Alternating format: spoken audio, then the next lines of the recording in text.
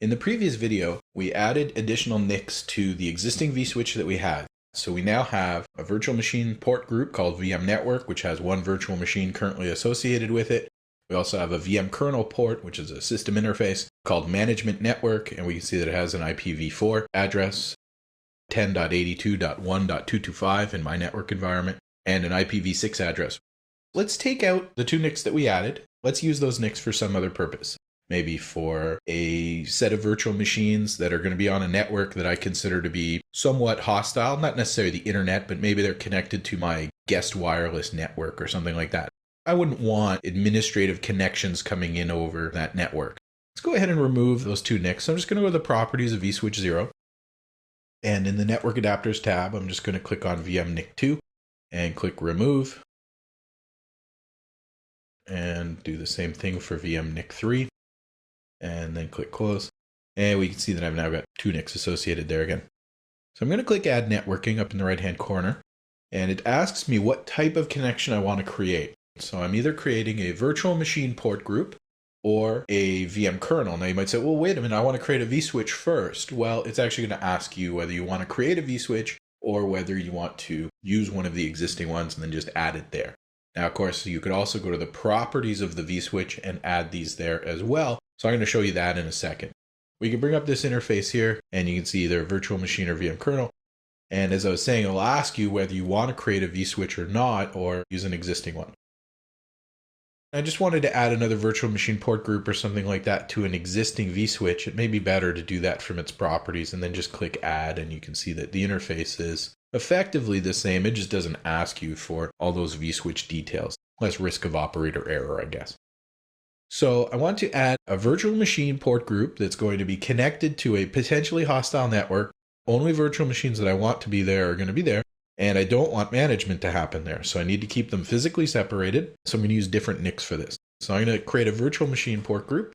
I want to create a new vSphere standard switch. You can see it's created a little diagram for me here. I'm going to create a virtual machine port group called VM Network 2, and I'm going to have these two NICs associated with it. I'm going to call this my corporate visitor center LAN or something like that. As I was saying, if you want to really get your consolidation rates up as much as possible and get as much traffic from as many different VLANs into one VMware environment, using trunking and VLANs and actually having VMware participate in the VLANs could be very useful. If we were doing that, I would just have to provide the number of the VLAN that I want it to be part of here. Now, of course, security issues and management issues aside, that could be a very easy way to handle a very complex network environment. So I'm just going to leave that blank. I'm going to click Next and Finish. And we can see down at the bottom now, I've got a vSwitch 1, which has now a virtual machine port group called Corporate Visitor Center Network, and it has two NICs associated with it, VMNIC2 and VMNIC3.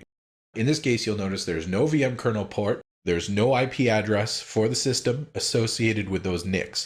Whatever virtual machines that I have connected to that port group are going to be connected to those NICs, just like a physical server plugged into that network. And they're going to get bridged through the vSwitch, through those NICs onto the physical switch in the end. But at least on those network interfaces, they won't be able to connect to 10.82.1.225. Now, if they can access that IP address in some other manner and they provide that IP address and it routes them to those other NICs, well, that's outside the control of VMware. But with proper traffic routing policies, with proper firewall policies, we can ensure that we separate the logical network, 10.82, our private network, we can separate that and make sure no one from outside can hit that. And then I can have my external facing machines point out to those other networks, and I don't need VMware to actually have an IP address in that network at all in order to communicate, because it's all done through switching at layer 2 rather than the higher level TCP/IP protocol functions. I'm going to go ahead and remove it since I don't actually need it, and take a look at something else we might want to do, which would be to have a dedicated network interface or a set of network interfaces that we might want to use for vMotion, where we're going to move a virtual machine from one host to another while it's running. There's a memory transfer that has to take place. So if that memory transfer is got anything sensitive in it, if it's a large amount of data that needs to be transferred, we want to separate it for performance, but particularly we want to separate it for security. In this case, instead of creating a virtual machine port group, I actually want to create a VM kernel port. So I'm going to go ahead and add networking here and just choose VM kernel. And once I do that, you'll see that things are going to be a little different. Yeah, I do want to create a vSphere standard switch. It already removed my vSwitch 1 from earlier. I do want to use NIC2 and NIC3, but now it asks me for some additional details that we didn't have before. The network label is effectively just the name. Call this VMKernel vMotion. If I was using VLAN tagging, I could specify the VLAN ID here. And you'll also have this option, use this port group for vMotion, which in this case is definitely what I want to do. I'm not actually going to connect to the interface or use the vSphere client to connect to this address. So I'm not going to say to use it for management traffic, and I'm not using fault tolerance yet, so I'll leave that off. I could associate it particularly with IPv6, but not really necessary. And now you see I have to actually provide an IP address. And we've now got vSwitch 1 again, so very similar to what we had before. The only difference is now instead of having a virtual machine port group, we have a VMKernel port. So that gives you a pretty good idea now of how to add a virtual machine port group and also how to add a VMKernel port and associate it with particular types of management traffic, in this case, vMotion.